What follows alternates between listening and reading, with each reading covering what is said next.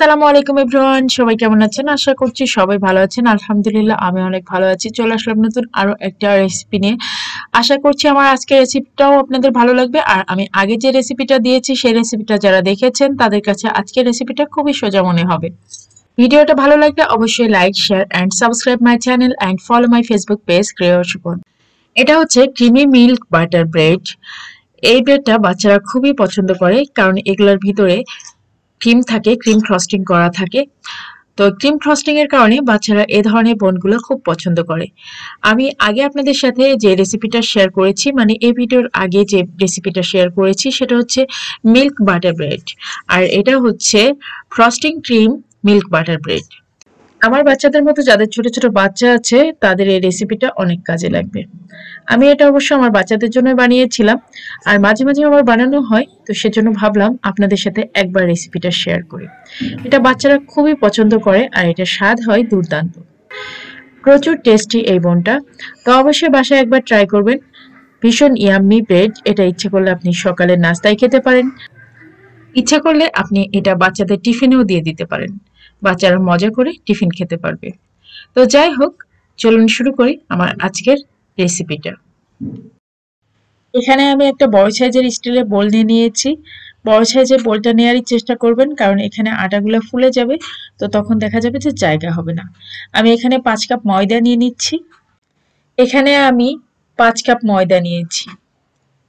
আপনারা চাইলে 5 কাপ সাদা আটাও নিতে পারেন, যে আটাগুলো প্যাকেটের আটা, আমরা রেগুলার রুটি খাই সেই আটাগুলো। তাতেও কোনো সমস্যা নেই, সেম রেজাল্টই পাবেন। ময়দা নেওয়া হয়ে গেলে এরপরে আমি দিয়ে দিব পরিমাণ মতো লবণ। যে যতটুকু লবণ খেতে পছন্দ করেন সে ততটুকুই দিবেন। এই ব্রেডটা বাচ্চাদের জন্য খুবই হেলদি একটা ব্রেড।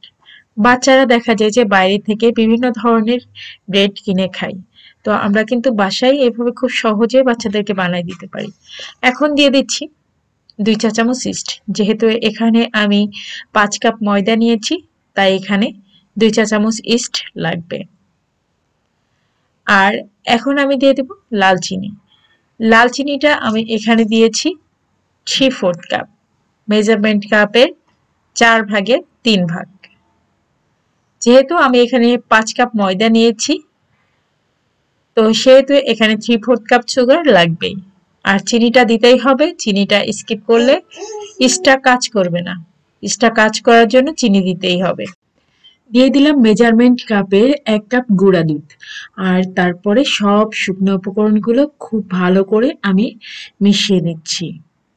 শুকনো উপকরণগুলো ভালোভাবে এভাবে মিশিয়ে নেওয়াটা খুবই জরুরি। এতে করে ইস্টটা সুন্দর মতো কাজ করবে এবং আটাটা সুন্দর মতো ফুলবে। এখন আমি কুসুম গরম দুধ এর মধ্যে মিশিয়ে দিচ্ছি। কুসুম গরম দুধটা দিয়েই আমি ডোটা তৈরি করব। আর এই কুসুম গরম দুধটার টেম্পারেচারটা এরকম হবে যে আপনি হাতটা ডোবাতে পারবেন, কিছুক্ষণ চুবিয়ে রাখতে পারবেন, বেশিক্ষণ রাখতে পারবেন না। অল্প কয়েক সেকেন্ডের জন্য হাতটা চুবিয়ে রাখতে পারবেন। তো এরকম তাপমাত্রায় কুসুম গরম দুধটা, তরল দুধটা দিতে হবে। আর এই দুধটা আস্তে আস্তে করে দিবেন আর ডোটা মাখিয়ে নিবেন। একবারে বেশি করে দিতে যাবেন না, এতে করে দেখা যাবে যে ডোটা পাতলা হয়ে যেতে পারে, নরম বেশি হয়ে যেতে পারে। তো সেক্ষেত্রে আপনি যেটা করবেন, আমি যেভাবে অল্প অল্প করে দিচ্ছি আর ডোটা মাখিয়ে নিচ্ছি, ঠিক ওভাবে করে অল্প অল্প করে দিবেন আর ডোটা মাখিয়ে নেবেন। এই কাজটা হাত দিয়েই করতে হবে। আপনি যদি চান যে চামচ বা হ্যান্ড উইস্ক দিয়ে করবেন, তাহলে কিন্তু হবে না, হাত দিয়ে করতে হবে। রান্না করতে আসবেন আর হাতের স্পর্শ লাগাবেন না, তা তো হবে না। রান্না করতে আসলে হাতের স্পর্শ লাগাতেই হবে, তাই এই আটার ডোটা হাত দিয়েই মাখাতে হবে। ডোটা আমার মাখিয়ে নেওয়া হয়ে গিয়েছে, আর এখন আমি এই ডোয়ের উপরে কিছুটা অয়েল ব্রাশ করে রেখে দিব। এখানে আমি বেশ কিছুটা অলিভ অয়েল নিয়ে নিলাম আর ডোয়ের চারিপাশে ভালো করে মাখিয়ে নিচ্ছি। এতে করে ডোটা উপর থেকে শুকিয়ে যাবে না, ডোয়ের আর্দ্রতা ঠিক থাকবে। আর এখন একটা র্যাপিং পেপার দিয়ে র্যাপ করে আমি ঢেকে রাখছি। ডোটাকে এমনভাবে ঢেকে রাখতে হবে যেন ভিতরের বাতাসটা বাইরে বের না হয় বা ভিতরের টেম্পারেচারটা বাইরে বের না হয়। ডোটা কুসুম গরম দুধ দিয়ে তৈরি করা হয়েছে, তাই ডোটা কিন্তু বেশ ভালোই গরম আছে। আর এই গরম টেম্পারেচারটা খুবই জরুরি ইস্টার কাজ করার জন্য। তাই এটাকে খুব ভালো মতো আমি র‍্যাপ করে ঢাকনা দিয়ে ঢেকে রেখে দিব, যেন কোনোভাবে এর ভিতরে বাতাসটা বাইরে বের না হয়। 45 থেকে 50 মিনিট পরে দেখবেন ডোটা খুব সুন্দর মতো ফুলে ডাবল হয়ে গেছে। তো দেখতেই পাচ্ছেন আমি ঠিক 50 মিনিট পরে এই র্যাপিং পেপারটা তুলে ফেললাম এবং ঢাকনাটাও খুলে ফেলেছি। আর দেখেন ডোটা ফুলে একেবারে ডাবলেরও ডাবল হয়ে গিয়েছে।